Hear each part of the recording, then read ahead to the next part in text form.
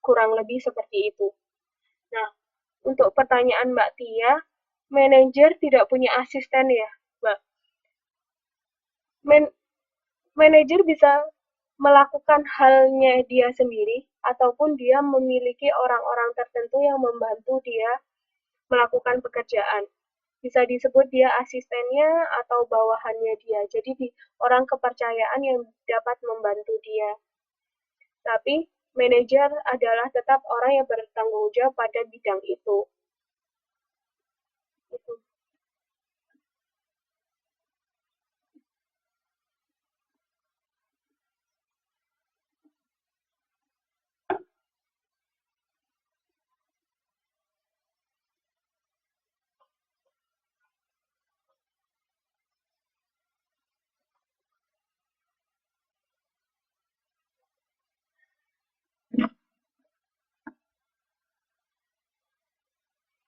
Lanjut, apa ada pertanyaan dari slide ini? Atau mungkin dari pengalaman kerjanya mbak-mbak sama mas-mas, ada nggak sih hal-hal lain selain dari buku ini yang menyebabkan kegagalan manajer untuk tidak mampu bekerja dengan optimal?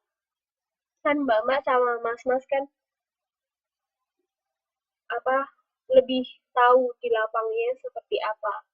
Jadi benar nggak sih pendapatnya buku ini atau gimana? Kita diskusi bareng-bareng.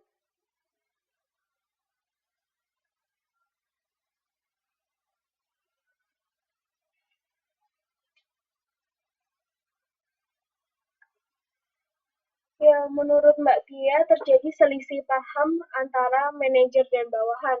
Mungkin itu bisa disamakan dengan kurang mengertinya manajer terhadap bawahannya, tentang bagaimana keinginannya bawahan dan bagaimana keinginan dari manajer itu sendiri. Ya ini Mbak Nurhayati juga kadang manajer pingin maunya sendiri, dalam artian dia nggak ngerti bagaimana harus memposisikan sebagai pemimpin, seperti faktor yang kedua. Padahal pemimpin itu kan memiliki banyak aspek ya. Dia harus pertama mengerti kondisi bawahannya, dia bisa menyelesaikan masalah dengan cepat, dia bisa lebih bijaksana, dan lebih berwibawa daripada yang lain. Hentawian itu apa ya? Iya, jadi curhat semua, nggak apa-apa. Soalnya manajemen memang sangat dekat dengan kehidupan kita sehari-hari.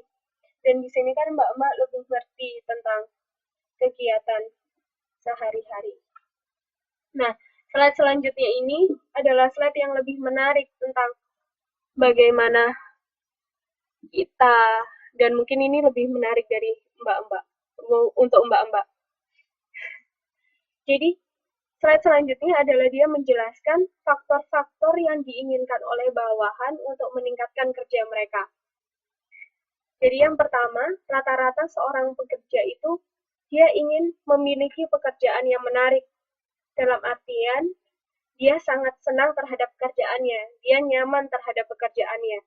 Misalnya, seorang pengrajin, karena dia itu memang hobinya dia, dan dia merasa senang dalam artian, itu benar-benar hal yang dia ingini. Itu merupakan salah satu hal yang diinginkan bawahan untuk dapat meningkatkan kerja mereka. Yang kedua adalah kesejahteraan yang memadai.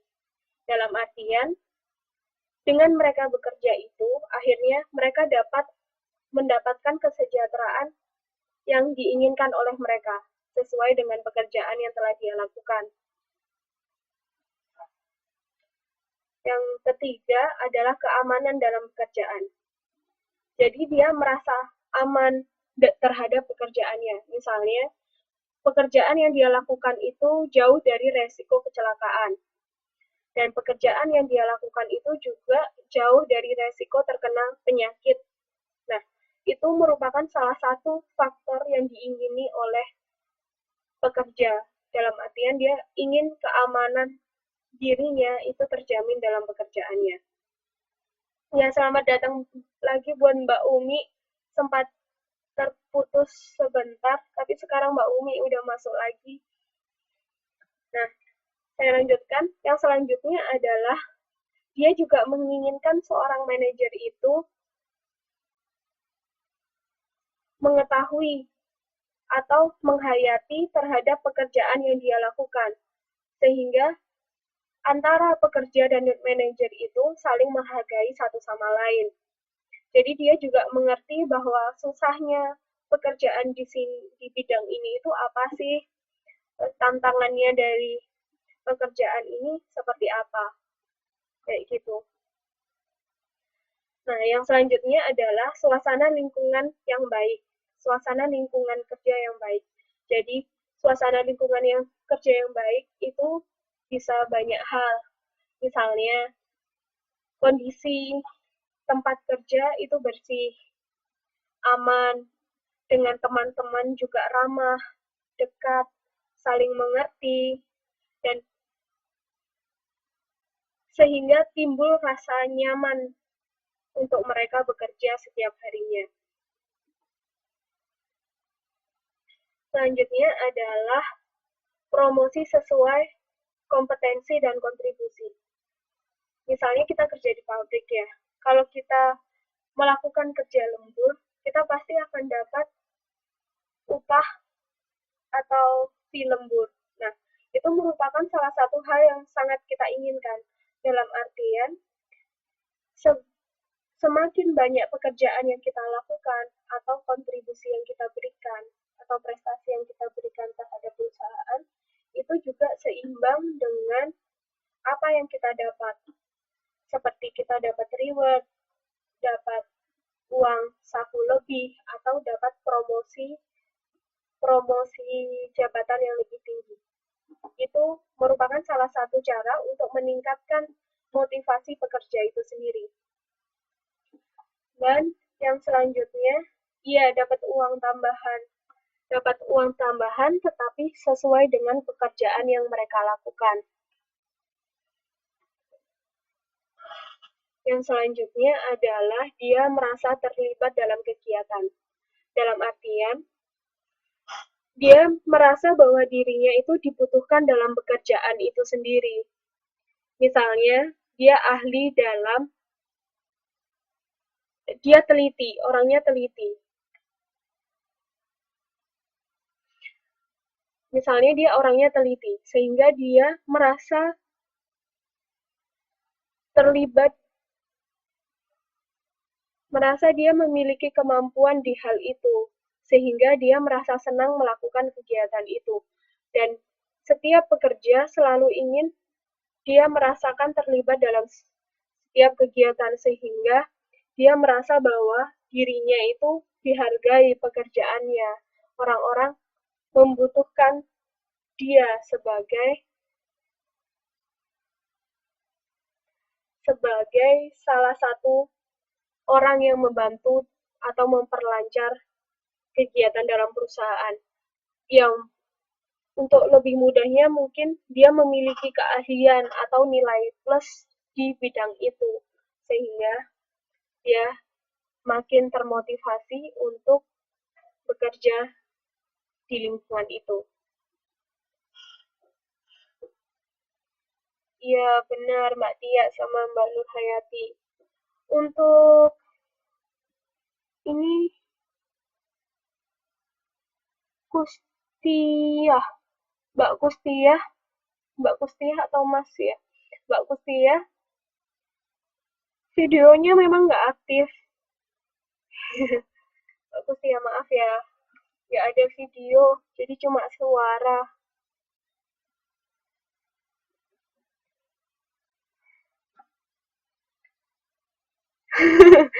Bukan orang yang misterius, tapi nanti takut ada teman-teman yang lewat. Hehehe.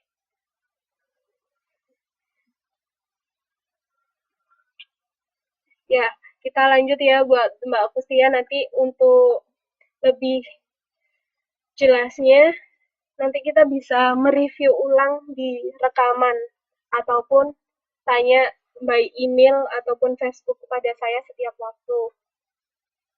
Lanjut adalah faktor ketujuh yang diinginkan oleh pekerja untuk dapat meningkatkan kerja mereka. Itu adalah pengertian dan simpati atas masalah pribadi.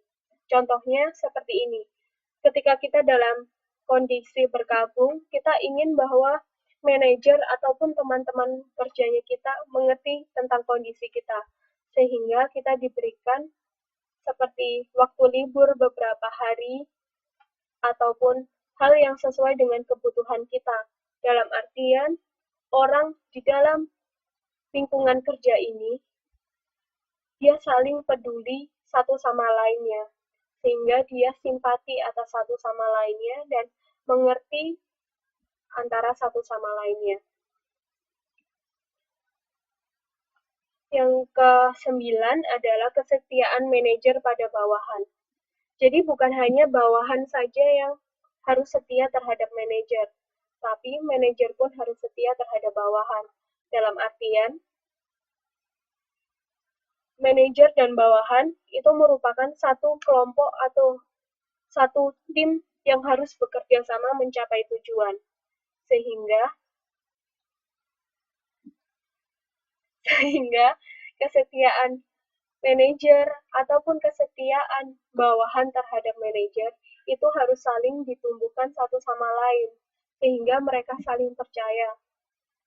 Dan yang terakhir adalah manajer itu sendiri dapat membuktikan bahwa ia dapat bekerja dengan disiplin. Ya, jadi intinya dari 10 faktor ini, ketika kita ingin menjadi seorang manajer, kita harus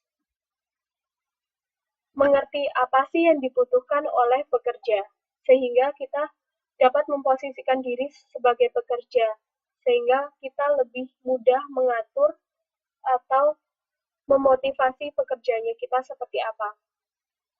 Intinya adalah kita harus saling membutuhkan, kita harus sadar bahwa kita saling membutuhkan dan bahwa kita harus saling bekerja sama untuk mencapai tujuan itu sendiri.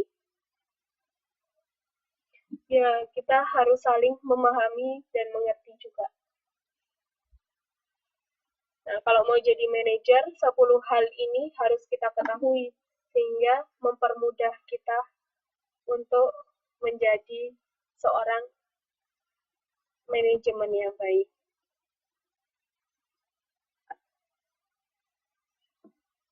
Jadi hal-hal yang diinginkan oleh pekerja bisa menjadi bahan evaluasi atau bahan pertimbangan bagi seorang manajer untuk melakukan kegiatannya.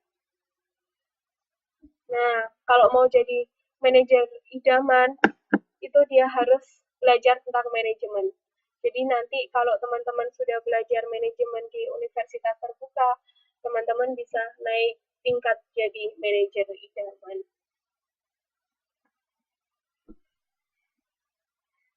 Amin. Ini ada pertanyaan dari bentar.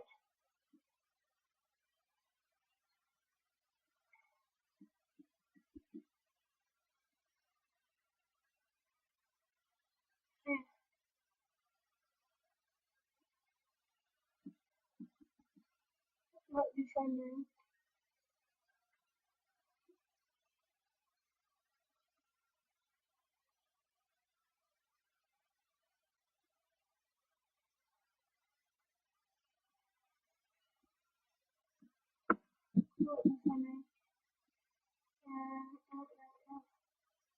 Bawahan dipantau oleh manajer, terus kalau manajer ada yang mantau nggak?